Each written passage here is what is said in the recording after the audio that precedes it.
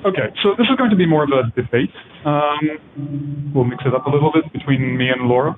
And the topic is going to be sort of how do we learn practically? How do we come up with new ideas practically? You've heard a lot about the computational models, but they tend to be stuck sort of around more level 1, you could say, like the computational level. And I think a lot of the questions that I've heard, I haven't been here the whole time, but a bunch of the questions I've heard in debates and things like that have been more about like the actual algorithms and implementations of these things. And I think that's a very relevant question for the whole thrust, which is development and how we actually implement this. So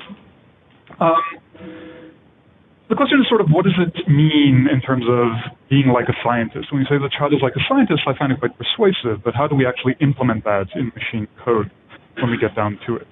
So this is going to be a bit of a, as I said, a debate between me and Laura Schulz, where I'm going to defend more the view that what we do when we invent these things, the algorithms that we should look at is something like a stochastic search algorithm, and I'll explain what I mean by that, and Laura's going to say that no.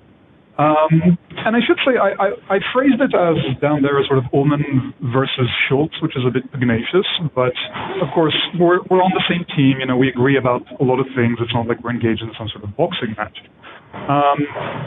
But having said that, I'll try to live up to that useful fiction as much as I can, not least because some of Laura's research, which she hasn't mentioned, shows that when you have two opposing views, it helps retention and memory and things like that in children when you present it as each view belonging to a different person. So I'll tend to defend one view. Another thing I should mention is that we already had this debate once, so this is actually round 2. And the last time I used this picture, it was at a developmental conference, and Laura told me, oh, Tomer, you lost at the get-go, you used robots at the developmental conference. So instead of switching the picture, I decided to switch the audience, and here we are. But again, all of this, fun and bells and whistles and things like that, but we're on the same team, and this isn't actually a boxing match. Now, having said that, there will be a small bell to signify transitions between us when we change bouts. So, here's sort of the 65-second prologue setting up what it is that we're talking about, and I think a lot of you sort of kind of know this already, and especially Joel set the stage up really well, but still sort of what is going to happen, or what is the story so far. So we've heard a lot, the story so far is that we have this very interesting notion coming out of development, people like Laura and others, which is the children as intuitive scientists. And we also have this really, we've built computational models that have been very successful in putting some formal meat on the bones of that idea. But a frequent critique, as I mentioned, of these computational models is that they don't accurately portray the search process that any realistic, reasonable learner, like a child, would have to go through in order to hit upon the right theory. Even if we all agree that, defining it as computational theories and programs is the right thing to do, what about the process to find these right theories? And of course, oftentimes the space of theories is large, very, very large, infinitely large. How can it fit an infinite space into the head of a child? I mean, we can't possibly be earnestly suggesting that. And the question becomes, how do children investigate the space? And I've kind of hinted at that when I gave the tutorial on church, on how church searches the space of programs, but we'll get into that. Now, of course, this is an issue not for children, it's an issue for computational models as well. I mean, we can no more fit an infinite space into the head of an iCub shown over there than we can into the head of a real cub shown over there. I mean, we have problems as computational scientists doing this as well. And the thing that we often resort to is a search algorithm. For these sort of higher level structured theories of the sort that Josh mentioned, we usually use something called stochastic search. Okay. So the point is, child as intuitive scientist led to some ideas of theories of how we can do this computational theories, but there's a problem of large theory spaces, so we'll use stochastic search algorithms to search these large theory spaces. But then others, myself and others, have suggested, well, if these are the algorithms that work for the large computational spaces, could this be what children are doing? I mean, we've used this as sort of a practical way to search these computational spaces. But then the claim becomes something more. It's not just a way to search the spaces, it could be what children are actually doing. So it becomes a claim about MAR level 2, about the algorithms. Laura has issues with this claim, as she'll highlight in a second, and this is a picture of Laura looking skeptical. Those of you who can't see her can just look at her right here. Okay, so the outline of the discussion is, I'm going to give a bit of background. Again, I think you've gotten some good background so far, but I'll still give you a bit more of a background to get you sort of up to date with thinking of theories like grammars. And then you'll probably understand a bit more about sort of why certain theories are better than others, sort of a priori, because some grammars tend to produce shorter, better theories, shorter theories which are seen as better theories. So we'll talk a bit about how good these theories are, representing a theory like a grammar, and then stochastic search. How do we actually find a good theory? That is just background. But then I'll reassert the claim that stochastic search is what children might be doing. Then I'll hand it over with a ding of the bell to Laura, who will raise some issues with that. I'll give a response, and then Laura will summarize and give her last word. Okay, so the discussion is the actually interesting part, I think, but still, we're still doing some background right now. And of course, by the way, I should mention, at the end, if there's time left, which I hope there will be, we'll of course open it up, but if there are any questions during this is, a discussion between us, but it's also, maybe even more so, a discussion with you guys, so feel free. Certainly if something is unclear, stop me. Okay, so what good is a theory? I think Josh has already done most of the work for me there, and probably everyone in this room would by now agree that having a theory is a good thing, where by theories we mean some sort of structured data, some sort of structured knowledge that is based on data, but it goes beyond the data, that organizes it in some way, abstracts it, and allows you to do sort of prediction and compression.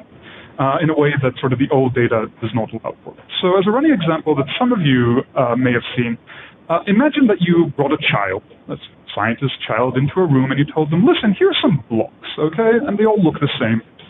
Play with some blocks and figure out what is going on here. Collect observations, see what you can do.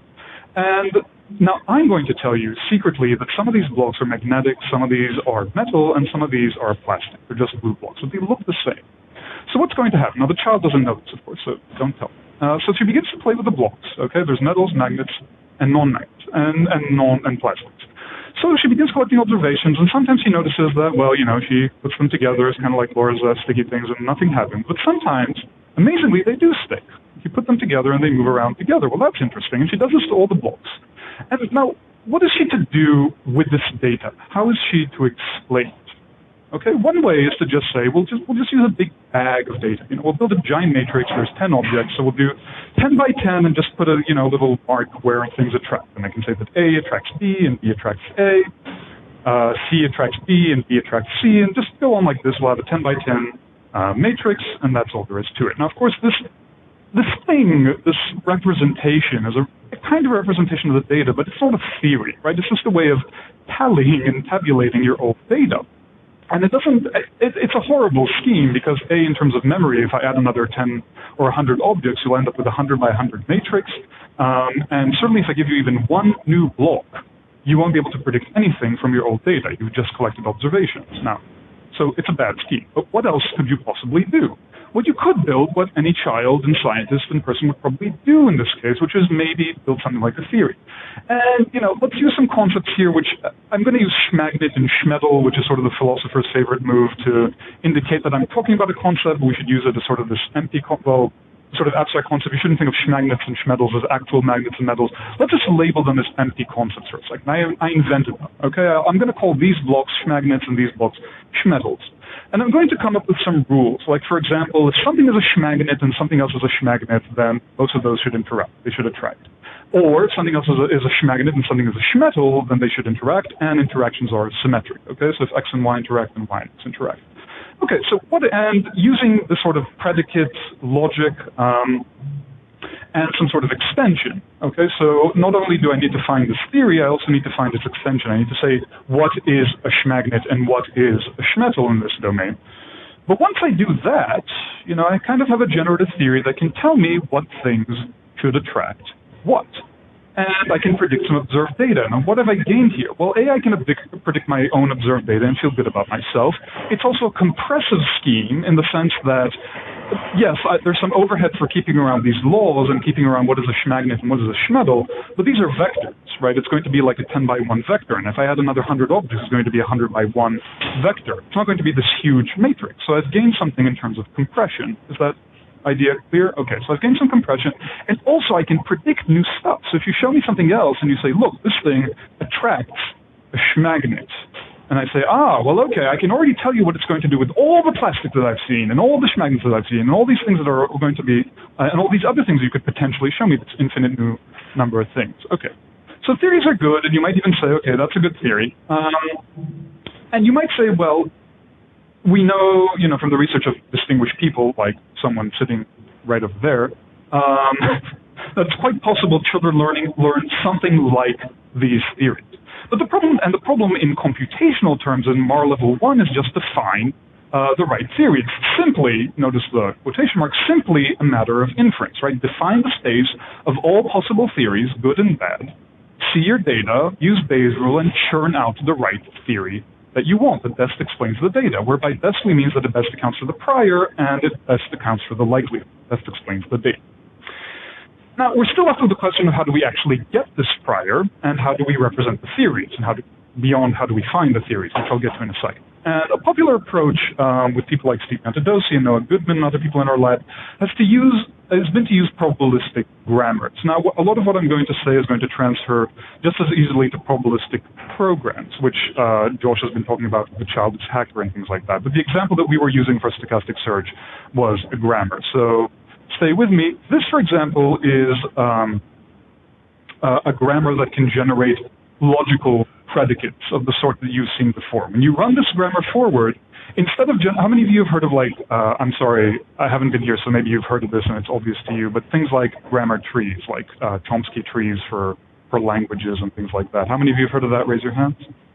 Okay, good. So this is kind of like that, but for theories. But instead of having something like, a sentence which goes into a verb phrase and a noun phrase, and then you can make the noun phrase into a verb phrase and a noun phrase, you can make the verb phrase into things like that, and you end up ultimately churning down to this tree and this grammar, and you end up with a sentence like, the clownfish ascended the stairs darkly. You end up with a theory, which might be a good theory or a bad theory. But you started with something like a sentence, and you go into a law and maybe something that ends up with other laws, but that one ended up stop. Okay, but let's keep going with this law. So this law will generate a left-hand predicate and a right-hand predicate, and maybe something like add, which add means maybe either stop or maybe add a right-hand predicate. You don't need to worry about the details of this implementation. The take-home message, the high-level point is that we can define a grammar which, when you run it through kind of like producing language, which can produce an infinite number of sentences, this can produce an infinite number of theories. In this particular sense, theories mean sort of logical predicates arranged into rules. Okay, so we run through the law, we get a left-hand predicate, a right-hand predicate, and the left-hand predicate ended up being interacts, which is a terminal. The right-hand predicate ended up being interacts by x, and this one ended up being stop. So now we have a rule. This particular rule says that if x and y interact and y and x interact, great, we have symmetry. And we do this, we could have generated a bunch of laws, and we ended up generating a theory, which is made up of 3 laws. That's good. So this particular grammar that I showed before is quite simple. What it ends up generating is just this sort of thing called horn clauses, which seems very simple, but despite the simplicity, they can be used to capture a lot of interesting and very different theories, at least in simplified form, like simplified magnetism over there, and simplified taxonomy, and maybe kinship, and sort of this lightweight version of preference and intuitive psychology. Okay. So again, just to hammer this point home, this thing about finding theories and how do we actually do that at the ID level. So the ID level notion is that we have sort of theory space, okay? You need to imagine the sort of two-dimensional infinite space of theories where every point here is going to be a particular theory, okay? I land over here, this means the 3 laws that I showed you before. I land over here, this is the simplified theory of taxonomy. I land over here, this is some theory nobody has thought about, and it's terrible, and doesn't predict any data in the world, but it is potentially possible under the grammar that I've described before, okay? Now, without having seen any data at all, I already have a prior. And some people have asked over priors on theories and things like that. And why is that? Because when you define a grammar, a probabilistic grammar, which has these sort of nodes that you can churn out and at some point you stop, then of necessity, shorter things will be better than long things. It's true that you could get a longer and longer and longer and longer and longer and longer and longer and longer and longer and longer and longer and longer sentence, but it's unlikely that you've ever heard that before. And part of the point there is that you could churn it out, and at any point you could stop. So it's much more likely that you'll stop at some point than keep churning out things. So already you have a simplicity prior. You'll tend to prefer theories that have fewer laws. Within the laws, you prefer things that don't use, a ton of predicates. And in fact, one of the nice things about the particular grammar that we've used, which actually Noah defined, is that it also favors reuse. So you'll tend to stick with sort of the concept that you've invented before. And again, this is purely mechanical. You haven't seen any data yet. You'll tend to prefer shorter things. But then, when you see some data, so that's the prior, data comes in. The process of learning described at the computational MAR level 1 is simply this. We have theory space, it's infinite. a priori, we have some sort of bumps and hills where, the higher they are, the more likely they are. And even before we see any data, there is sort of a structure to it. Okay, the higher things mean more likely.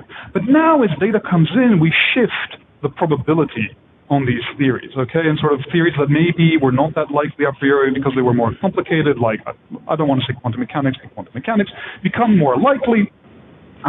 Certainly, the child equivalent of quantum mechanics suddenly becomes more likely, maybe false belief, you didn't start out like that, but you learn it, and that's what learning is, at the computational level. What's wrong with this story? I mean, if this was all there was to it, we could just go home now, or at least send you guys off to drink whiskey. I understand it's a favorite, but this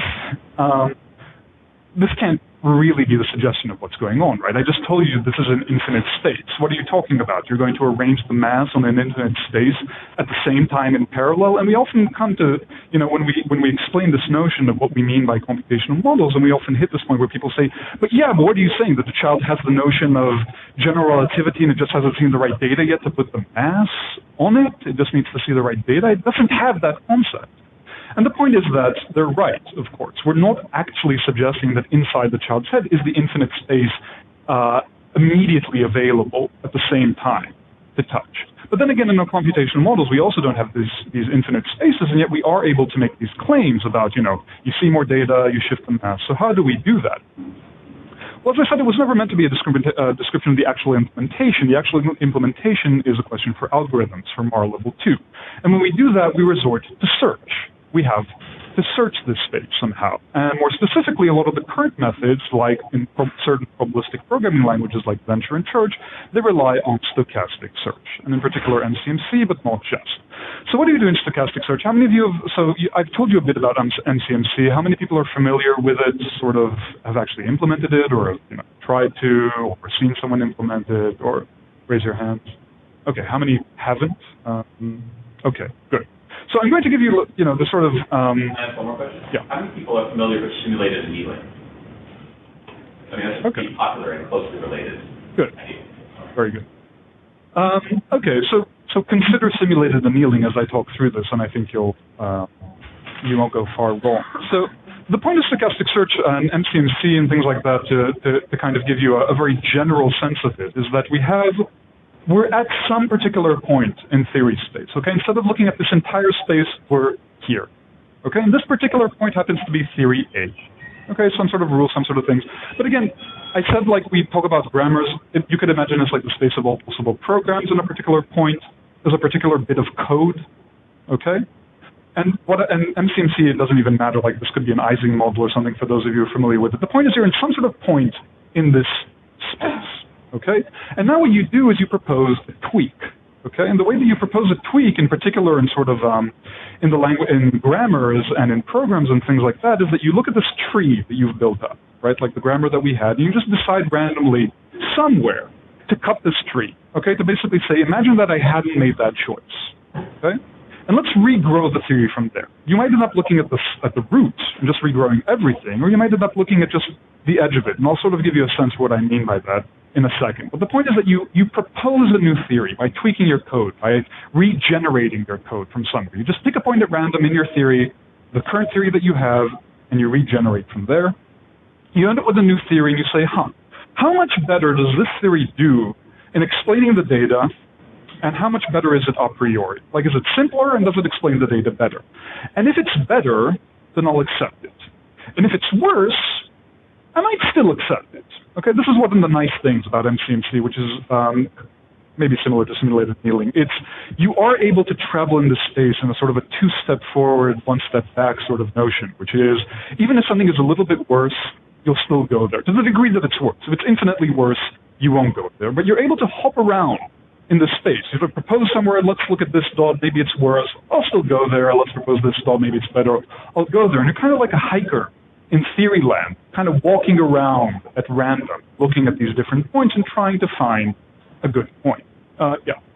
Are theories which are close together in this theory space, are they similar?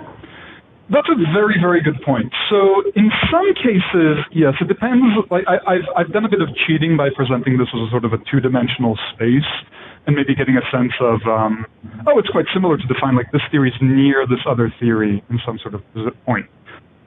The trouble is with theory spaces, which gets me, this is a very, very good, it's a very good question on its own, but it's even better in the context of this, because my next point was going to be, the theory spaces tend to be horribly complicated. Okay, unlike some, I'll answer that question in a second, but just to say, unlike some things which you might find in some sort of neural networks which have to do more with convex optimization, like you might find yourself asking, why don't you just go to the direction of the highest hill? You're here, point your feet in the direction of up. Why are you going down? Now, those of you who are familiar with simulated annealing and things like that, you know that you might get stuck in sort of local optima and things like that, and often the space is just such that it's not nice and convex. It's horrible and complicated. And, we were talking about parameters versus structure.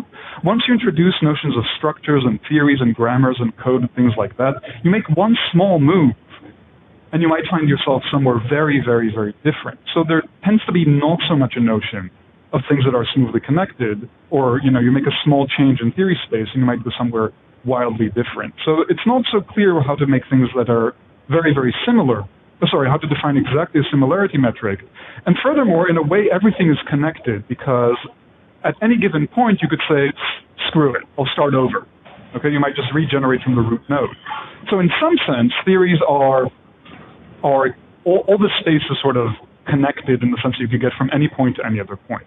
You're right that it's unlikely from any particular point. There are points that are more likely than other points. And I've had some discussions with Steve Piantadosi about trying to actually visualize theory space and say, is there any sort of meaningful notion to say theories that are closer together should look more like one another? And Joseph was sort of skipping over that point because he was saying it's not relevant, and he was kind of right, but in the sort of learning this notion of number that children go through, we're trying to do that. So we can talk maybe a bit more about that. But I think the sense you should get from that is that it's a good question. It's not entirely clear how to define similarity on theories, and that the spaces are very complicated. So, how does it relate to genetic algorithms?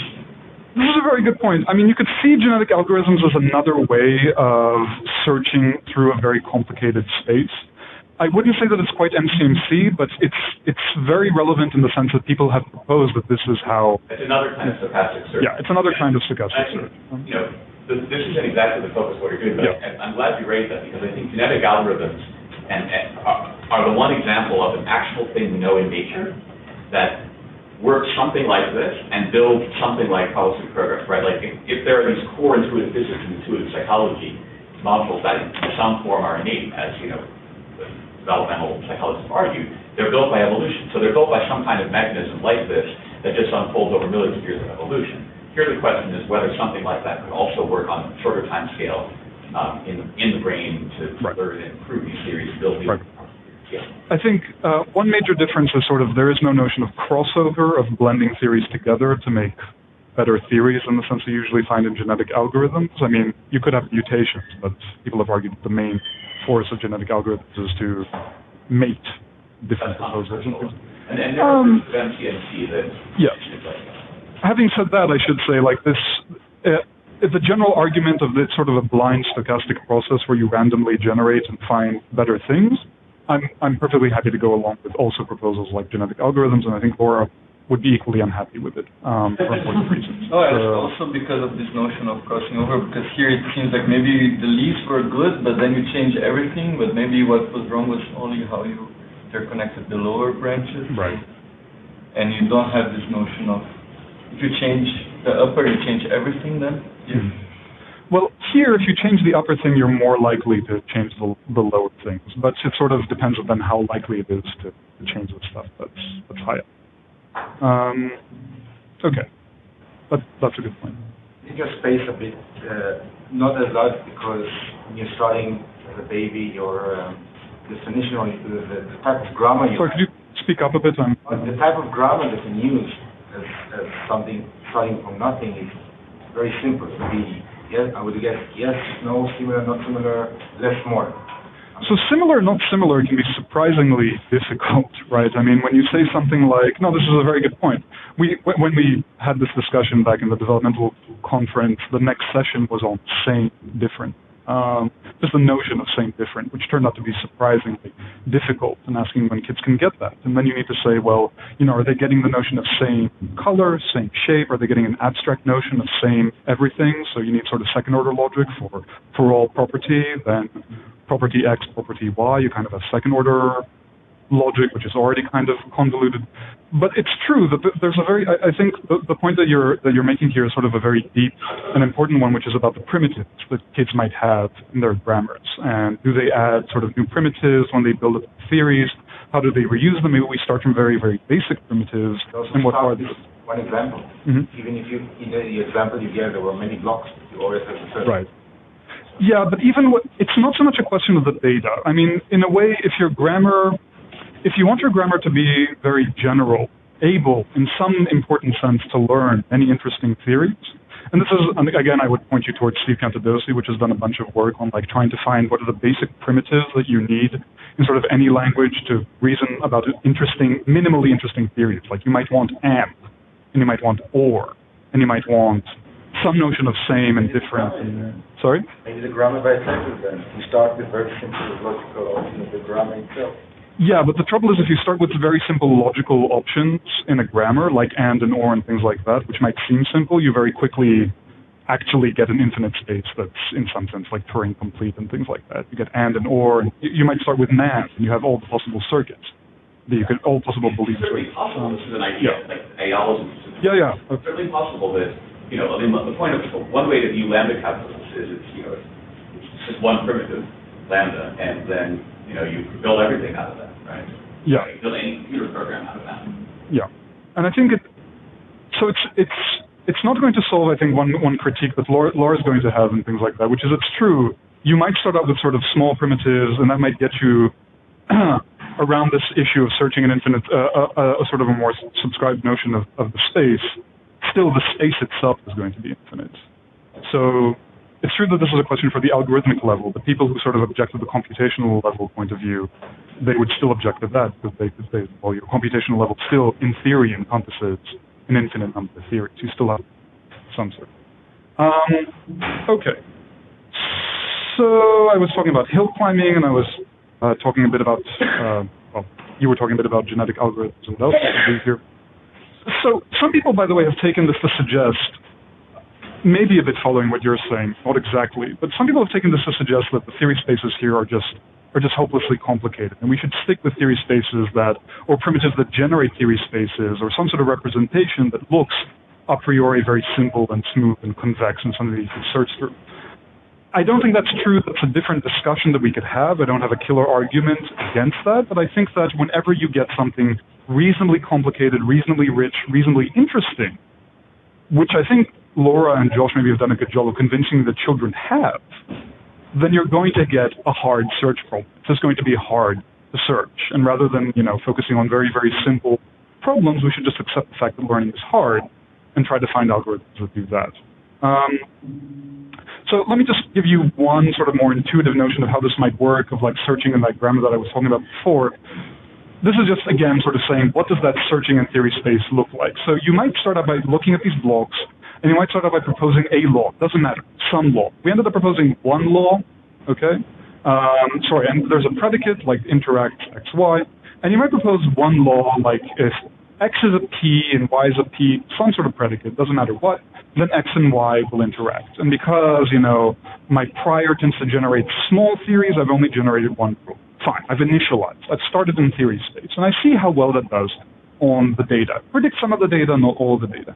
Now, what I do is I propose, I've cut and regenerated from that stop rule for that stop terminal for more rules, and I end up regenerating another rule. Okay? So I've tweaked my theory to include another rule, which I've generated at random. If something is a Q, and something is a Q, if X is a Q and Y is a Q, then X and Y will interact. Okay. Trust me, this is not as good a theory as the previous theory. Okay, it's clunkier, it predicts, the same data, but it's just clunkier and doesn't explain much more, so you might end up rejecting it. But you might accept it. And if you accepted it, you might now tweak it not to include a new rule, but to change a predicate. Okay, does everyone see? I've changed P, Q, and P, and things like that, so now I've changed Q to P. And again, you'll just sort of have to take my word on it or read the paper that this is actually an improvement. So you've gone from sort of okay to worse to actually much better than where you were at the beginning. Okay, so you might end up like doing this, adding little laws, maybe a step I've done will delete a law, and then that being better, and you sort of keep moving around. Maybe you even deleted the point where you started off. And this is how you move around in theory space. Now, as I've said before, and this was sort of the point for the beginning of the discussion, is that some people, myself included, have suggested that this sort of stochastic search method, which we've been using for just searching through computational spaces just to get the priors that we want in finding good theories, has something of the flavor of children's learning, certainly when compared with the ideal level. Okay, so the discrete stochastic aha jumps, the fact that it takes time, unrelated to data. Okay, at the computational level that I described, you just have sort of probability mass, and you get new data, and that changes the mass. You get more data, it changes the mass, the distribution of the probability mass in the space. That there's no notion of time there. It just happens. Stochastic search takes time. You might see the same data and mull it over for a while and search through theory space and come up with better and better theories just because you're given more time. So the sort of notion of fallbacks, you get worse and then you get better, 2 steps forward, 1 step back, and also the fact that sort of on average, if you average a lot of children together, they seem to sort of have these nice, smooth transitions from one stage to another stage, if that stage makes sense in development. But that any individual child, any individual run of the stochastic search algorithm seems to go through this at its own pace. Some discover this first, some discover that first. There's sort of these discrete jumps. But when you average them together, this is just showing like one run of these stochastic search algorithms sort of goes being, oh, I get it, P's are not actually Q's. When you and Y over here, sort of how well the theory is doing. When you average all these together, you sort of get the smooth, nice curve. So you can think of that sort of as a population, that smooth, nice curve, but each individual child, each individual run of the algorithm has these sort of, setbacks and Handoffs and stuff like that. So just a summary of how, You said something you said about time. Time here is more experiment. Like how do you measure time? Time here is more, think of it like clock cycles or something like that. It's not more experiments, it's just a notion of like, I've done my experiments, I've collected my data, now I just think about it. Connected from the real time scale. You don't know if it's really fast or really slow. Maybe you can do trillion jumps before in 5 seconds. That's a good point. And I think Laura will get to some of that point over there. Like, what do you know? How much time does it actually take to search this thing? The point was just to say time is important. And time is important for children. We certainly, and for adults as well, it seems to be the case that we can think about something, see the same data, and it still takes us time to get to the right theory. It's not so much a matter of seeing more data, it's a matter of just thinking it over. And stochastic search algorithms have something of that flavor. Other algorithms have that flavor too, I should say. It's not just this. But the computational level doesn't do a good job of explaining that, and it wasn't meant to. Does that get it? Okay. As I said, I'll get back to that in a bit. So it seems like there might be some use to have some computation after you propose a theory, because so many of them could be non-technical, they could be contradictory, right? So you can kill off a lot of these things before you start. Very good. Okay.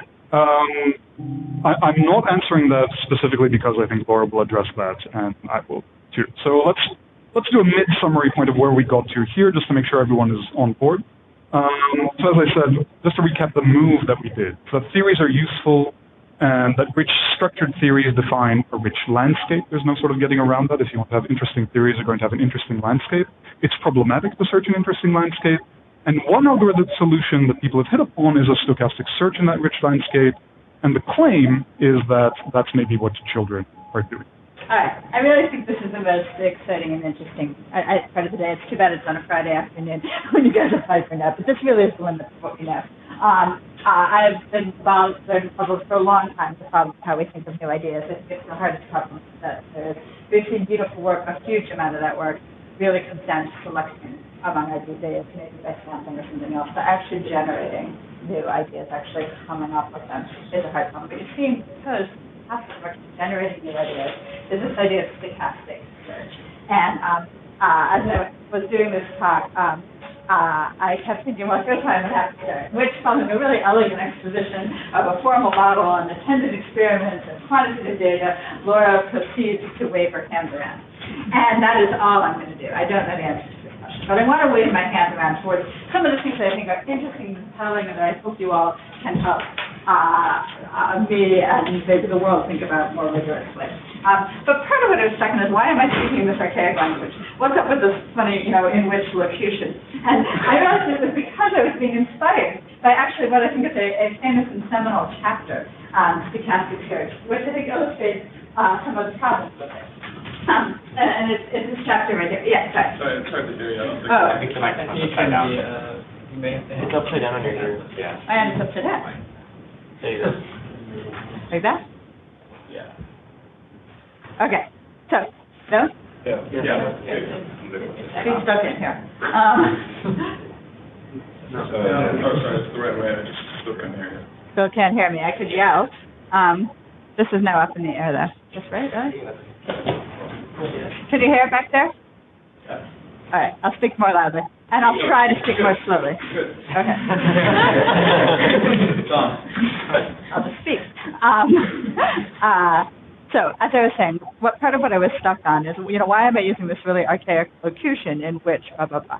And it was because I was reminded of what I think is a seminal chapter on stochastic search, which illustrates many of the problems with it. For those of you who are familiar with A.A. Milne, this is a chapter from Winnie the Pooh, and it's in which Christopher Robin leads an expedition to the North Pole. And I just want to pull it up for the sake of some illustration here.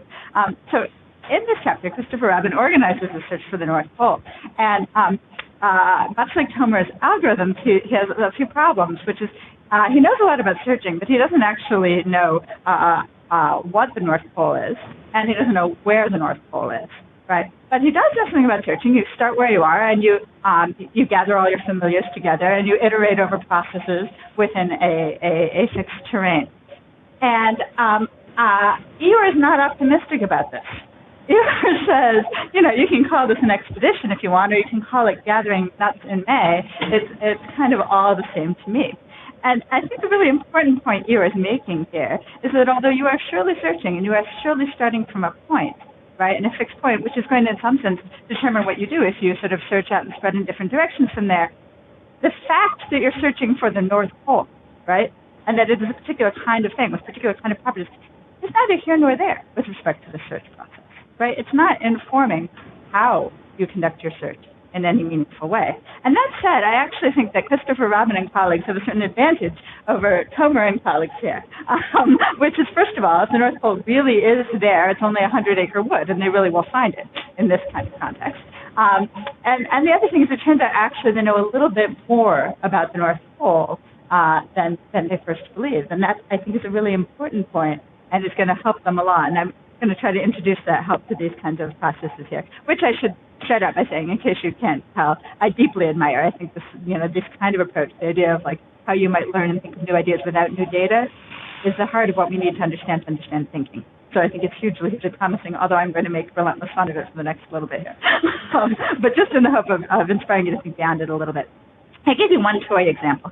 Now I'm going to give you that was a toy fictional example. I'm going to give you another toy but non-fictional example. This is from my daughter when she was 4 years old. We're on an airplane, and Adele proceeds to learn something that is not predicted by any of her prior knowledge about airplanes or about telephones, which is that you are required to turn off your cell phone when you get on the airplane.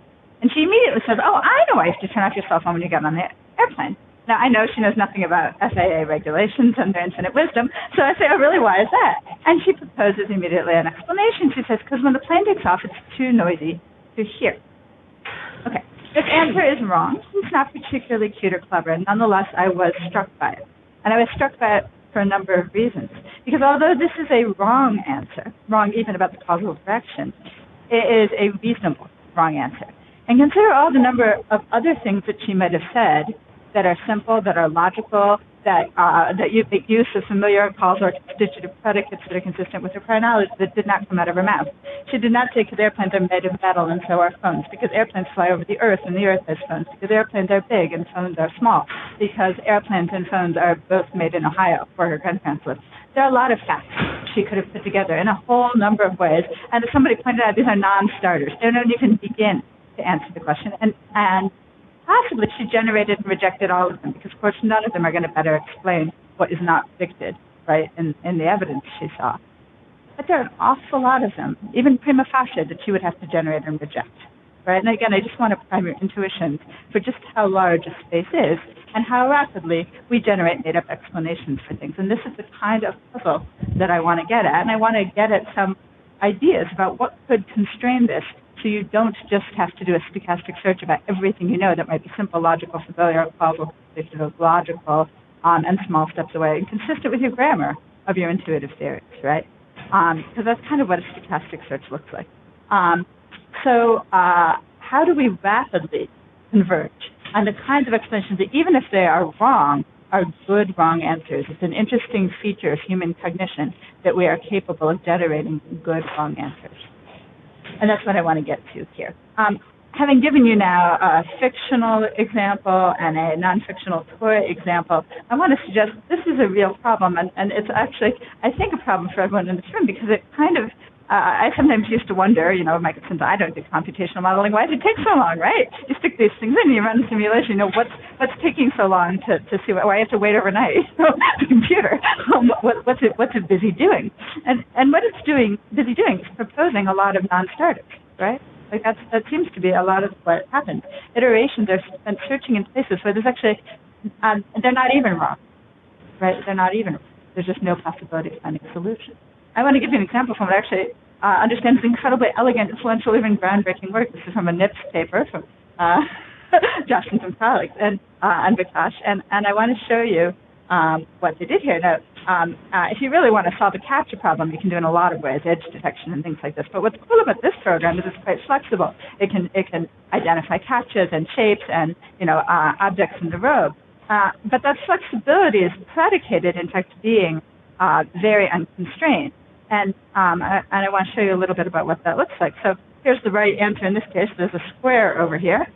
So it's trying to get to this true representation, and it's thinking. And you're going to watch it think. And a little bit like watching Watson think, as we did a couple days ago. I want you to watch what it proposes.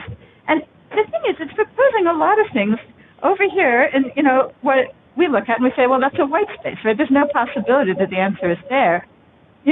Ideally, it would constrain its proposals to the lower left-hand quadrant, but of course it doesn't know from lower left-hand quadrants, right? That's not part of the representational space. It can't say, oh, well, all my answers are here. I don't know what shape it is, but at least I should search down here. That information is nowhere present. It has to search in all kinds of places that, in some sense, are not even wrong, right? There's just not going to be a possibility. And what's interesting about human learning is that we do flexible learning over all kinds of search spaces, and yet we seem to do it in a constrained way. So now I want to wave my hands a little bit more and suggest that it's not just that the search space is very large, right? That's not the only problem with stochastic search. It's that humans are smarter than that. There's a lot of information that is prima facie available to us, even explicitly, about our problems, that this isn't making use of. And it would be really nice if we could figure out how to make use of the kind of information that we have, which is to say, long before we solve our problems, we know a lot about what the solution has to look like.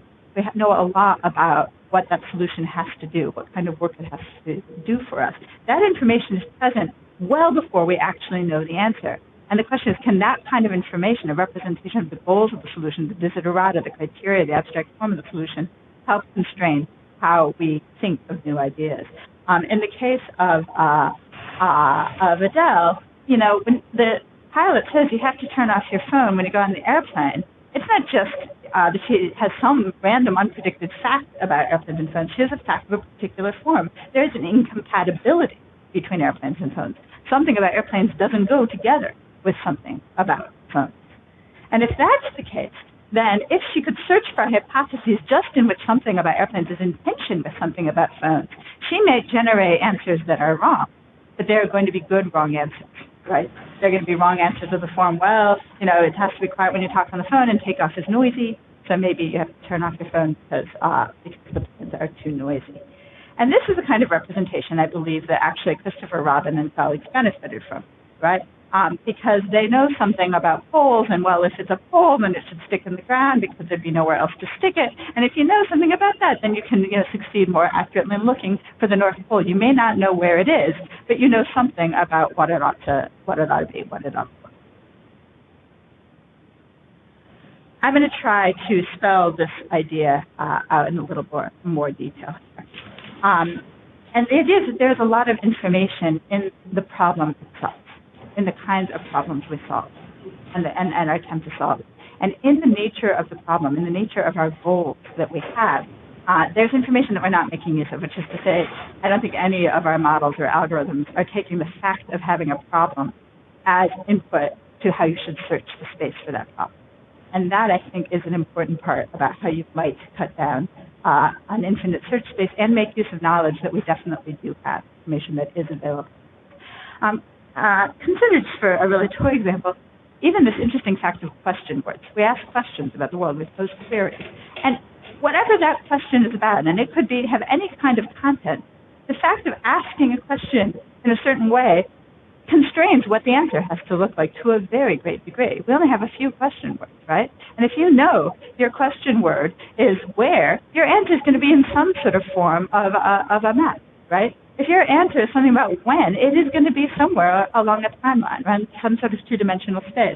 If your answer is why, maybe it's going to be a causal network, or how, a sort of circuit diagram, right? So just having a question tells you something about what the answer is going to look like. If I ask you a why question and you answer with a timeline answer, that's the kind of answer that's not even wrong. You shouldn't do it, right? You shouldn't be generating from all the space of your prior knowledge is considered. You should be generating from that space that conforms to the representation of the kind of problem you have, or the kind of goal that you're setting for yourself. Ideally. Again, I can wave my hands about it and I have to say how it actually works, right? But I do want to suggest the information we know is available to us, because every model that we use uses this kind of information to decide whether to accept or reject a hypothesis once it's generated. Right? Either it explains the data or not. Either it's a good answer to the question or it's not. So we can use, in some sense, these criteria to say, no, that's a bad hypothesis, throw it out. And the question is, could we use some of the same kind of information to constrain the generation of the hypotheses as well? And I also want to suggest that it's not, this is not just question words. For all the kinds of problems we have a lot of information that acts as a constraint. We want to solve problems in different forms. As I said, navigation and explanation. The kind of representation you should be looking for differs depending on those kind of epistemic goals. But you also have social epistemic ends. You might want to find a solution for persuading, or for instructing, or for deceiving. Each of these kinds of goals, again, constrains what the right form of the solution ought to be. And we have non-epistemic ends, right? And in some sense, this massive proliferation of goals that we can have innumerable goals, but each goal can only be fulfilled in a very small number of ways, right? So we can want to do anything we want. We can want to spend a beautiful Friday afternoon with full in the sunshine, sitting in a dark classroom, learning about computational models of cognition. That's a quirky goal, but we can have it, and that's fine. And we could also have the goal to go sailing, and we could have any of these goals. But for any one of our goals or problems, there are only a small set of things that are going to count as solutions. And when you're dealing with an infinite search space, the fact of having goals that have certain desiderata for their fulfillment might be exactly the kind of thing you need to think of new ideas efficiently. It might help constrain how you propose solutions. So although we can take on these innumerable goals, this actually is potentially a helpful constraint. So the goal here is not to do away with stochastic search. At some point, if you don't know the answer, you're going to have to search around. You're going to have to propose things and just try them. I don't see any better answer to it. But the question is, can you do it in a narrower way? Can you do it not over the entire space of everything consistent with your prior knowledge and the grammar of your intuitive theories, but can you do it over those things that would count as solutions for the goals you have or the problems you have? And if you could do that, you would cut down a lot of the search. You would have things that were wrong, but you wouldn't have so many things that weren't even wrong. So the idea here is to give Christopher Robin a bit of a compass. I've been talking about this a little bit as goal-oriented hypothesis generation. I want to give you another, because I can only wave my hands, I'm going to wave my hands in lots of different ways. And I want to suggest that, this has a real impact. So people who know me know that I am really, really bad at spatial relations. I do not like, Roger Shepard's kinds of tasks where you have to say, like that. And I don't understand why people would ever spend their time doing puzzles. And so when I have to do a puzzle, I don't actually know what counts as a solution. I look at the puzzle piece, right? And as soon as I look away, I lose the representation of what I'm supposed to be looking at, and so I kind of randomly search for things of kind of that color, all of that. But if you're good at puzzles, that's not what you do. You do have a very clear abstract representation of what would count as a solution. You don't know where it is, but you know how to guide your search. It's going to be something with this pattern of concavity and convexity, and you're going to be much more efficient at finding it. And that's the kind of idea of knowing how a problem is shaped, what its form is, what's going to count, might guide search. And indeed, we use this word. We say some problems are tractable and some are not. What does that word mean formally? What would it mean to spell out what it means for a problem to be tractable? What I want to suggest that it means is it means knowing a lot about the form of the answer before you start. So you don't have to do a stochastic search, or you don't do it over such a large space. And if we think that we can't, if we think we don't even know what would count as an answer, the problem isn't that well posed, I think we don't bother searching because we know that's too costly, that's going to be too inefficient. But if we do have a precise enough representation to guide the search, then we have something we can work on. And I think that's what we would like to give our models to the degree that we can. I also think that this kind of approach explains a lot of quirky facts about human cognition that are true, but we don't really have any a good account of. They're not much discussed in human psychology. And that is this. We have the sense that we're on the right track of something, right? We can say, yeah, that's a good idea. And we're doing that in advance of the data, right? It might not better explain the idea. The idea might still be wrong. But nonetheless, we feel we're making progress. What could that mean? Except that we have the kind of answer that is beginning to fit the form of a solution, right? It's not data-driven. And it's not because we're better able to make better predictions. We can think an idea is a brilliant idea even when we know it is wrong. We can look back in the history of science and say, well, false, but that was just brilliant, right? You can look at your students and say, well, we know that's not true, it's just true, but really smart, really thoughtful answer. And we do that kind of thing all the time. Well, what does it mean for something to be a great idea when it is actually absolutely patently false? Again, one answer is that we are very, very sensitive to ideas that fit the abstract, they fit the criteria, they fit the desiderata in the abstract, even though they turn out to be wrong. And we have these abilities. It would be nice to know what they mean and how we can account them. So I want to suggest that we can constrain our proposals on two separate dimensions. One is, of course, how well they fit the data, right? We have all kinds of verification, fact-checking procedures to see if we're better predicting the data. Those are the hypotheses we should accept, and we should reject the ones that don't. But in addition to that, I suggest that maybe we have another ability. It's an idea that Stephen Colbert made fun of, but I think it might be a very important part of human cognition, which is how well this idea would solve our problems if it were true. If this idea were true, then it would be a great idea. We don't know yet if it's true, but it would be an excellent solution if it were, right?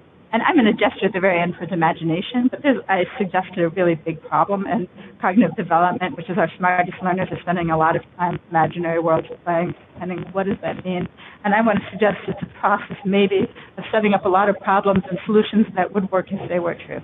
And that's a very important part about being able to go beyond the data, which is exactly what human learners do, and I think that's a very important part of thinking, and that's certainly as hand-wavy as I can get. But I really think that there's going to be something important about understanding how problems could be right, the right form of solution, even if they turn out to be false. And I want to say just a few other things. This is not just about radical conceptual change or theory change. So I don't know how much you've talked about that here, maybe not at all. You've talked about foreknowledge, but the same developmental psychologists who've spoken beautifully about foreknowledge and about intuitive theories have also talked very often about theory change and about children's transitions from the kind of knowledge they might have in infancy to kind of knowledge that's really maybe even incommensurate with that early knowledge. And those are kind of big leaps in conceptual development. But this kind of thinking of new ideas doesn't require radical theory revision or radical conceptual change. It's as simple as the kind of thing Adele said. Just a new idea, a thought you didn't have before, a hypothesis that wasn't present. And I think it's interesting that we can reliably make up new and relevant answers to any kind of a head-on question, and they may be trivial, and they may be false.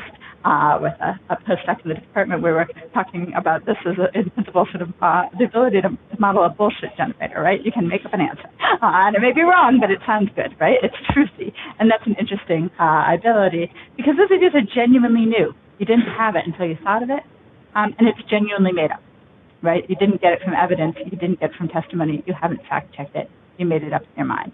How did you do it? And it answers the question. It's not a non-fact.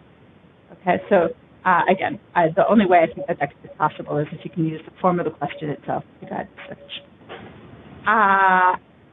I have some example. Well, maybe I'll give you a couple examples, and then I also have an experiment, but I might stop in the interest of time to discuss here. So let me give some examples of things that are totally trivial, but you can probably do. Right? What's a good name for a new theater company? Stop and think about that for a minute. I could pose it to you as a problem. These are not just causal problems. These are not just deep scientific problems about magnetism. Ordinary thinking. How do manufacturers get the stripe on peppermints? I want you to think about these things for a while and think about, what you think about the answers. Well, I don't know what you're thinking, but I know you're not probably thinking McDonald's is a good name for a theater company, right? Because you already know the criteria for a good name is that it has to be new, right? It can't do that. You're also probably not thinking and rejecting names of, rare exotic diseases. That's not gonna be a good start, right? So just there's so many things you might think of that you probably don't want to have to think of and reject, even in this trivial case. Stripes on peppermints is a kind of complicated thing, but you know what? You're kind of thinking just something that splashes on it, right, or just submerges it. That just doesn't have any of the right properties. The stripes are alternating. They're a pattern. You need something that is pattern generating. And so somehow, before you've polled people to say, is this a good idea? And although this idea is almost surely wrong, you can say that fresh ink is probably a better name for a theater company than that unpronounceable thing, and that a pendulum mechanism is probably better for peppermints than splashing, even though, again, I don't know how you get stripes on peppermints, but I would be shocked if it were a pendulum. Right? So that's just, again, to give an intuition for how readily we do this, how strong and robust our intuitions are, and how little we understand. But I don't think you get there by stochastic search. You could. There are a lot of neurons, right? Maybe they can do anything. But I think we know, the fact that we actually have available explicit metacognitive knowledge about the form of our problems, even when we're young children. We can say, something's wrong here, there's tension between these two things, or this thing's going up, or whatever it is, suggests that we can say something about what a solution ought to look like. I was going to walk you through an experiment, which I am not going to do because I don't need to. I think I've made the point. And I will just end by saying this. Again, I think this is a real problem for cognitive development. We have no respectable theories of this sort of thing. We're working hard enough to understand how we get the world right. We don't have any capacity really to speak of for why we spend so much time not worrying about whether we're getting the world right, right? A lot of things that we're doing with our minds we know aren't true. We're making things up. We're daydreaming. And I think there's an interesting property of these kinds of representations, though, which is for narratives, for stories, for these cultural universals and making things up. What are you doing? You're setting up problems and you're proposing solutions. They don't have to be true. That's not a criteria of a good story. But good narratives do have constraints, and those constraints are that they set up problems and they generate solutions that consistent with the kind of problem or kind of goal set up in that narrative. If it were true, it would solve the problem. And that seems to be really, really important for human cognition because we do it all over the place, and we do it especially in a lot of early childhood life. So that's, again, my last and most speculative and wavy hypothesis. I think I will turn it over to Homer. Oh, except for questions. Yes. So you're suggesting that? Sure. So you're suggesting you have this space of theories and you basically have some kind of a metric or a cost function in the space? We don't have a space of theories, right? That's a metaphor we use. Actually, what Homer was suggesting. Yeah. But of course we have to build that space of theories, right? Like we talk about it as I think we use metaphors that are somewhat. We all know, of course, that they're misleading, but they can mislead us even when we're trying to be conscientious about it, right? Which is we act like there's a space of theories that we are searching for, right? But as Homer pointed out, for instance, none of us is sitting here in our minds with an actual answer to exactly how children learn or what a computational model of imagination is. You don't have that in your theory space. And you're not searching for it. You're going to build it, right? You're going to generate it from something. Conceptually, there's all possible solutions. So there is a space. Okay. There is a space that contains all. When you say there is a space, you don't necessarily mean there is that space inside your head right now, and every possible point in it is instantiated in your head at this moment. I mean, it's implicitly specified by the mechanism. Yeah, so it's a space and it's dark and I have a torchlight and I can see only what's next to me, or there's a cost for me to look further away from me. But the solution, I think we don't more invent something on. That's certainly very much what Homer is talking about, and what I was sort of proposing as a place to start off with, because basically that, from a computational point of view, that's really the only way we know to formalize these kind of problems. And Laura is raising some questions for that, and then, again, this is basically what Homer is going to do, is suggest, well, maybe there are ways in which within that kind of metaphor, that kind of model, you can address some of these things, right? And this is the question, right? So why don't we see if we can do that? There are other questions out there. Do you want to hold them all, or? Well, do you think it's like restriction of search space by what the solutions to a problem, what they might be like, can account for, I don't know, like strokes of genius, in which like scientists, solo science thinks of things like, well, what if matter like can be thought of as a wave, you know, and it totally violates everything that looks reasonable as an answer, and yet it.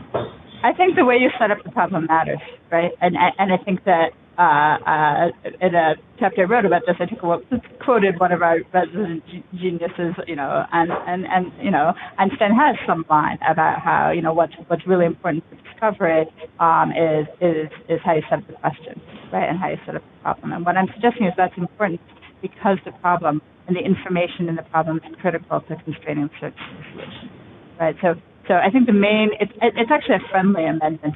Truthfully, having done all this handwaving, it's a very friendly amendment to the work that Josh and Summer do. And I think it's a hard problem, obviously. But I think that the idea is to say, can you use the information in we know about goals, right? We're able to say something about the specification of what a representation of a goal would be, or of a problem would be. Is there something in the kind of problem you ask, the way you pose a question in that part of the form that can actually be used to constrain the way you generate it?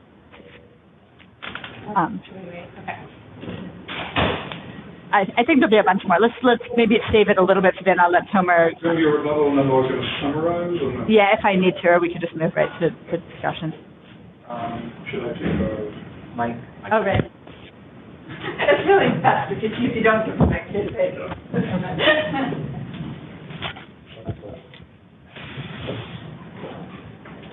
And Laura, how quickly do you need to go at 4, so should I talk? Well, I will text and see what's going on. I'll try to linger a little bit. Okay, because you need to do the summary. If I have to do it, I'll just say, you know, bad things. Yeah. I'll definitely try to stay. Okay, and I'll try to talk with you. Not too quick. Okay, so right, my turn. The first, I think, if I can summarize crassly some of the points that Laura made, and she made a lot of good points, but I'm only going to summarize the ones that I'm going to address. The general critique is that stochastic search is wrong. And I think the first critique, for those of you who can read it, is that it doesn't make use or account for some of the abilities that we know that people have, like what you were saying, sort of goal-directed things and things like children can do and come up with right answers or wrong answers and things like that. I think the second part is that stochastic search is sort of not smart enough prima facie. Like, even if I was building some sort of search algorithm I didn't know about humans, there seems something wrong about a stochastic search algorithm in the sense that it can just propose weird things and crazy things and we'll just have to go on and rejecting them until it's something right. So it doesn't make use of some things that ideal smart agents should make use of, regardless of what people are doing. So the way I'm going to address that is by doing a Hannibal-like pincer move, which is I'm going to cave in the center and attack on two sides. The first part of my cunning attack is going to be to disagree with Laura, which is to moderately suggest that perhaps her intuitions, as she puts it in her hand-waving stuff, is misguided and is based on a view of stochastic search as, yes, this process that is very slow and it's very sort of non-parallel and sort of does a lot of stupid things, which is still true. But maybe instead of a stupid and slow process, this is a really stupid and fast process. And a lot of things that go under the hood and you just don't notice about them are really dumb. And the only things that you hit upon are things that kind of look smart and you think, where did that come from? Okay, so we'll talk a bit about that. And the second part of this cunning scheme is going to be to agree with Laura and say that she's right. Stochastic search in its vanilla form, as I outlined it, isn't smart enough. But we can try to make it smarter. And I think some people here were suggesting a few things like making better proposals and perhaps genetic algorithms are more of a way of doing it. And I think that I'm going to describe very, very briefly some new work that's trying to get at that coming out of computational land, which I think in some ways is addressing what Laura is saying, but importantly is going to keep her unhappy in other ways. And in detailing these views, I'm going to be highlighting, as I said, recent research by Owen Lewis. Is he here by any chance? Owen Lewis, Steve Giantadosi, and Eyal Beftel. So, any credit should go to them, and any fault in what I'm describing should go to me. Okay, very good. So the first part of the pincer move, which I'm going to go over quickly, is that we can make quick proposals. I mean, yes, stochastic search, right. The point is going to be that it's wrong, and the point is that, what if we make many, many, many, many hypotheses, and we're just not aware of most of them. We know that there's a lot of subconscious processing. In fact, most of what we do in terms of processing and searching and things like that is probably subconscious. Maybe the things that sort of come to light and you have to assess them are the result of trillions of searches. We don't really know what it is that learning is, so maybe it's like that. But this requires the ability to suggest many hypotheses in parallel, rather than having sort of one hiker that's walking around. Either that hiker needs to move at super speed, or we need many, many hikers, or we need to do something like a genetic algorithm, which also involves sort of multiple proposals at the same time. But the particular work I want to highlight is by Steve Cantadosi, and it's actually just really cool work that you guys should know about and ask him if you're interested. But I should say he doesn't have... he hasn't bet on any one of us. He's not suggesting this is necessarily what people are doing, but it's sort of a suggestion. I'm suggesting that maybe that's what they're doing, but don't fault him for this. So his point was just to say, well, maybe we can parallelize all these stochastic search algorithms, okay? Maybe we can run many, many chains in parallel. And again, using that sort of landscape metaphor, instead of having one hiker sort of proposing and saying, maybe it's here, maybe it's here, maybe it's here, maybe we can plunk down thousands or millions of search processes at the same time, searching all over the place. Now, as I said, this requires parallelizing it. And what Steve has done is sort of said, well, in order to do that, we need a lot of computers, and we need to run it in parallel. So his point was to take advantage of the GPU architecture, the graphical processing unit that you have in your computers, rather than the CPU. I kind of hesitate to say these things in front of an audience that I'm sure some people here know a lot more than I do, but for those of you who know maybe just a tiny bit less, I'll say that the point is that, the CPU can do many things very generally, and the GPU is supposed to be about doing the same dumb thing across and sort of many, many sort of small processes that are doing the same dumb thing in parallel, like the sort of computations that you might for graphics. And Steve has figured out a way of doing the sort of stochastic search, what I described as a sort of cutting the tree. You have the hypothesis tree and you cut it at some point and you regenerate it. That move to do it in parallel. Okay, so making it into something that's stupid and can be run on a GPU. And suddenly, he can order for a few $100s the sort of ability to plunk down millions and millions of suggestions. Like here, for example, is, this is just if you don't want to talk about GPUs and CPUs, it's Steve plus computers equal to awesome. But the point is that, for example, you can look at this data from Galileo, which is trying to fit the sort of parabolic curve for how things move when they're falling down a steep hill, and propose millions of ways that should be done in seconds. And that's, Still left with log n numbers you have to compare it. Yes, at the end, well, the point is that at the end you can propose sort of a summary of these things. That can be a short operation where he's not sort of comparing all of these to see what's best necessarily, but sort of saying, okay, you guys run in parallel, all of you are going to get rejected, but after a few seconds, let's just take the mean of what you guys came up with, which can be a short operation.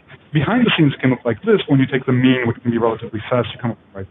I'm not suggesting this is how Galileo did it, that he necessarily went with, maybe it's cubic, maybe it's this, maybe it's that, maybe it's that, but something of the flavor of that ability to be able to run millions of processes very quickly, and only sort of somewhat smart things of thinking about it for a minute, which could be, many millions of proposals come to mind. Does that answer some of your question? It also addresses a little bit what you asked about before, which is, this notion of time. How much time do we have? How many proposals can you make? The answer is we don't know. We don't know if people are doing this. We don't know if this is what brains are doing. They're doing stochastic search. If they are, what it looks like, how fast it is. We don't know. I'm just saying from a computational point of view. Isn't similar to what Josh said in one of the talks about setting a trajectory and any other trajectory? Sorry, perhaps you could remind me. Well, I think to see a trajectory, other cubes falling off a table or a ball that goes to a trajectory. Mm-hmm. Yeah. Possible trajectories. We're just taking some kind of a mean of the all probability. Right. Yeah. Okay. So I'm sorry not to dwell on that because I have to get to a few more points and give Laura time, but I'm happy to talk a bit more about that at the end or afterwards. So the second point is to say, well, Laura, actually, the second part of the pincer move is, you're right, stochastic search is not smart enough. But there are ways that we can make it smarter. And I agree, there seems to be something inherently wrong about an algorithm that can take some problem, like why are these blocks sticking to one another, as I said before, and suggest something that maybe it's because people have more than 2 children on average, or maybe it's because the moon is larger than most insects. That just seems wrong. So what we want, and so that's one part of the problem, right? It's that we don't want something that proposes just crazy things. The other thing that we want is we don't want something that proposes the same dumb thing over and over again. Okay? We don't want something that says, well, how about X? And you say, no, reject that. It says, oh, well, how about X? No, it's like, have you thought of X? And that could happen in stochastic search. Although I have to say, now that since we gave this talk, Gabriel has learned to talk, my son, and I'm not so sure that this is not what children are doing. Or professors. Exactly. We're going to things like that. We can see a giraffe. What can we see here? It's like it's a giraffe, and it's a giraffe, and it's a giraffe, and there's the giraffe, and so I think ideally we would want something that, as you were saying, sort of makes smarter proposals, even before it rejects them, and doesn't always do the same dumb proposal over and over again. So we want the ability to sort of learn from our own proposals and to see the way ahead. And I don't know if Josh was able to show you the sort of Lamarckian learning type figure. Okay. So this is kind of the difference, I guess, between genetic learning and stochastic search and the kind of learning that maybe Laura's more pointing to, which is Lamarckian learning, which we know is wrong, but as Laura was saying about ideas, wouldn't that be a great idea if it were true? I mean, imagine that you're the giraffe and you're trying to think, well, I really want to get to those leaves. What am I going to do? Well, am I going to grow a dorsal fin, or am I going to go shorter? Am I going to, like evolution is doing, well, maybe I'll just die, which evolution does frequently, until you hit upon that point of, making your neck longer. But what you want is some ability to say, no, I'm going to, look at my goal and propose something smarter, like making my head, my neck longer. Okay. So here I'm going to highlight sort of two pieces of work. One is by Owen Lewis about making relevant moves. Okay, so not necessarily the smartest moves, but they just have to be relevant. And work by Aldefta, which is really interesting as well, which is about remembering good moves. So maybe you've made moves before that you didn't a priori know that they were good, but now that they're good, stick them in your bag and make sure that you do them next time. Okay. So suppose Owen Lewis's work, if I can describe it briefly, are we okay with time, Laura? Should I zoom through? Yeah, I taken off a little bit. Okay, I'll still do it. I have a picture of the beach here. Yeah, okay. So Owen Lewis's work, I can sort of hand-wave about it a bit, but he recently had a CogSci paper where you can read more about this, is suppose that you had a concept that you're trying to learn, okay? So the concept is going to be something like this, okay? What's the concept? I don't know. It's blue square. Blue square, good. A very good concept. What about now? This is another example of the concept. This is a FET, and that's a FET. So what are FETs? Josh, what do you think FETs are? Squares. They're squares. Okay, what about this? It's also a FET. Oh, no. Well... PowerPoint shapes. PowerPoint shapes. Good. Okay, well, here's another FET, here's another FET, here's another FET, here's another FET. At this point, some of you have said, squares and circles, good. Or maybe squares and red circles. Yeah, maybe that. That looks good. Yeah, I like that theory. Maybe it's PowerPoint shapes. That's too general in a way, right? It's like it's good, but it's, there's Asian Occam's razors there. Okay.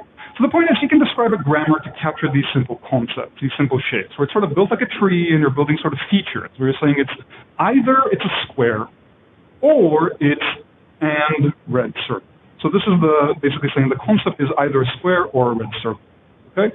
But now, suppose that I showed you, and this is similar to what Steve has done, what we've done, it's a grammar that can generate concepts here. The concepts are super simple. But it's supposed to prove this point, which is suppose I showed you this is a FET. So how do you change your theory, right? Suppose you're in some sort of point in theory space, this is where you are. What do you propose? Well, you're not going to propose, right? You're not going to propose, well, maybe it's an orange octagon. Okay, that doesn't account for the previous data, and it's not even relevant to the new thing which I just told you is wrong according to your current theory, okay?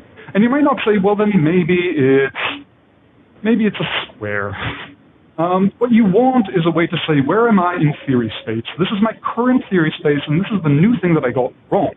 And to use that information about what I got wrong to make better proposals. So the point is that you can look at this this tree here and say, where am I going to cut this? And you can already eliminate a bunch of these things as no matter what I'm going to propose, it's not going to be relevant for that, okay? So the point is that I want to stick on this new thing. For example, it should be a triangle of size 2, right? That's the way to describe this thing. Or it could be a triangle, it could be a red triangle, that doesn't even matter. There's a proposal that I have for this bit of the concept, and I need to stick it onto my this tree. And then I can do some, as you were suggesting, a bit of pre-processing and say it's never going to work for any of these nodes, no matter what it is that I generated for this proposal. It's only going to work for that node, so I need to stick it all over there. And again, it might be the wrong proposal. Maybe it should just be triangle, not of size 2. But the point is to be able to look at your nodes and sort of say, no matter what is going to be next, because I got this particular error, I should cut the tree here. Okay? As I said, I'm kind of hand-waving about it, but hopefully you got the general notion of this. You're interested in read the CogSci paper. Okay, part B of this is this notion of remembering good moves. And we already had this point when we were proposing this notion of stochastic search. We were saying, well, surely it's not a very simple stochastic search. There needs to be this notion of templates. And templates are these things that are true across domains. So I was telling you before, this grammar can capture simplified magnetism and taxonomy and kinship and things like that. But there are some things that are similar about kinship and taxonomy and magnetism in their abstract form, like transitivity rules. You know, if X is a P and Y is a P, if P of XY, okay, if P of XY and P of YZ, then P of XZ. You see that rule? Like if X and Y and Z, then X and Z. Like if in relationships, you might say, well, if a condor is a bird and a bird is an animal, then a condor is that. That's an example of transitivity. But transitivity could be true for a lot of other domains, again, in this abstract way. So the point is, how do we get these templates? Are we just born with them? Or is it that we look at some sort of domain where we've learned something and we abstract away some structure?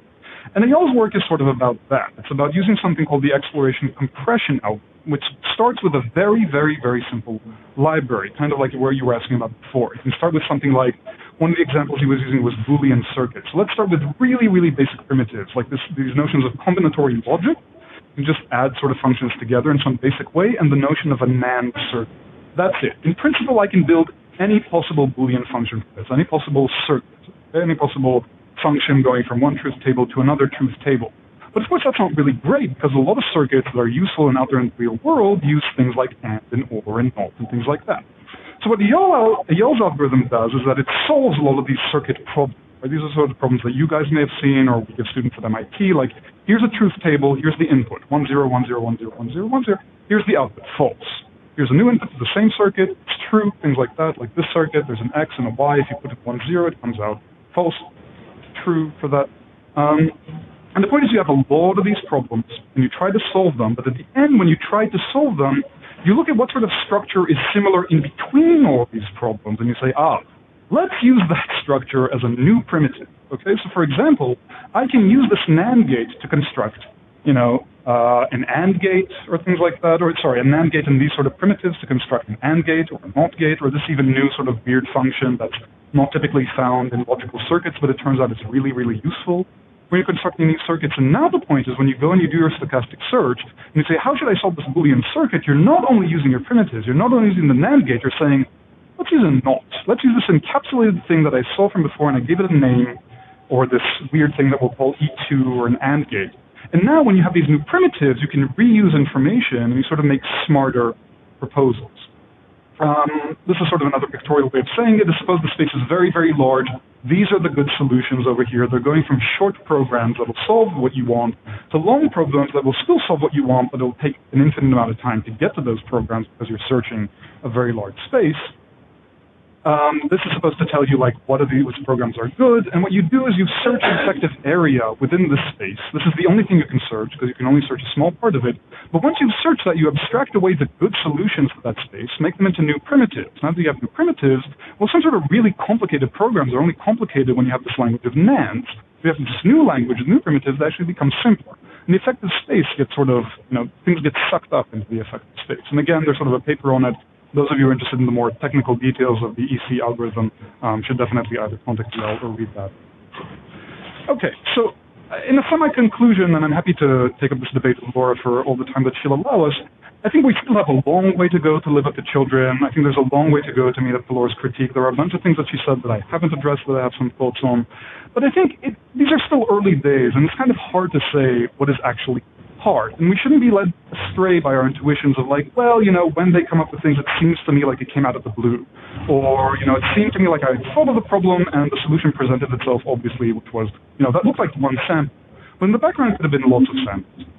Or it could be that you started with something really, really dumb. And it's just because you're now, forward, which is a long time in developmental sense, you've built all these useful new primitives. But it took you a long time to do that. And the way you did that was stochastic search. And in the end, the problem is still stochastic search, which is a better primitive. Maybe. Okay, and the point is people in development and all of us should continue to care about search algorithms to everyone's benefit. Okay. Laura. And it keeps it very brief. Which is to say, I'm going to spend more time adjusting the sound system, I think, than speaking here. Just to say this.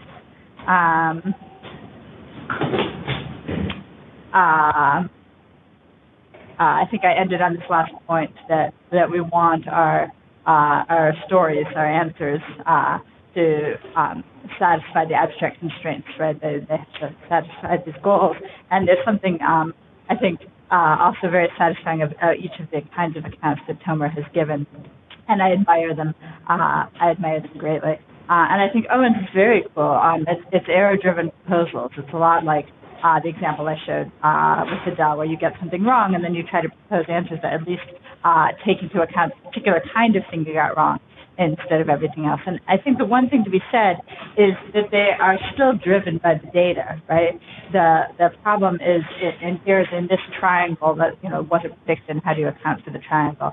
And ideally you want something that isn't driven by the data, it's driven by the question you ask or the problem you're posing or some slightly more abstract constraints, which is to say I'd like to find a way where you treat the problem posed as part of the data. And a really simple way to explain the importance of the intuition is you can query your data in innumerable ways, and the ideas you should come up with should not be driven by the data exactly, but by the relationship between the data and the query and what you're asking, and that's going to affect how you form the solution.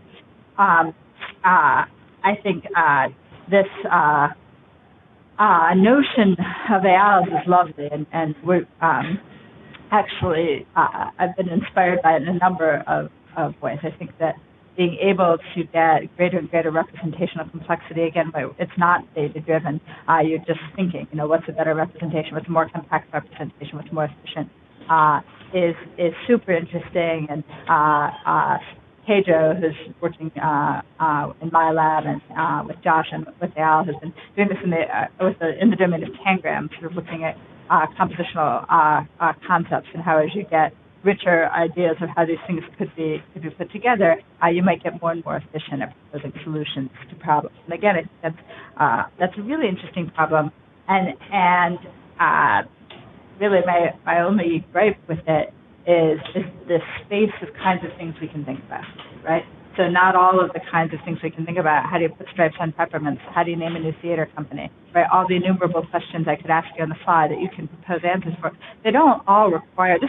hias problem is in some sense a really good answer for really hard problems of cognition, problems that really require changing the representational format in which you are representing the facts of the world, like going from a Roman number system to an Arabic numeral system, right? That's a big change. It allows new kinds of manipulations. You develop primitives. I think those are deep, hard problems. But there are a lot of trivial problems that aren't about representational format that we don't know how to solve. And in some ways, I think of just the problems of ordinary thinking, ordinarily being able to generate new ideas and responses to problems. And I would like to know how we do that, how we do ordinary thought. Steve's just might be true, right? So Lamarckian evolution is not true for evolution, right? You might think it's true of thinking. You might think that intelligence, at least, is a form of intelligence, right? It doesn't just rely on variation and selection. But it doesn't have to be that way, right? It could be the case that we have so many things that we can think about at once so quickly that we can generate everything, and that could be true. That is what an expedition might mean, a long line of everybody.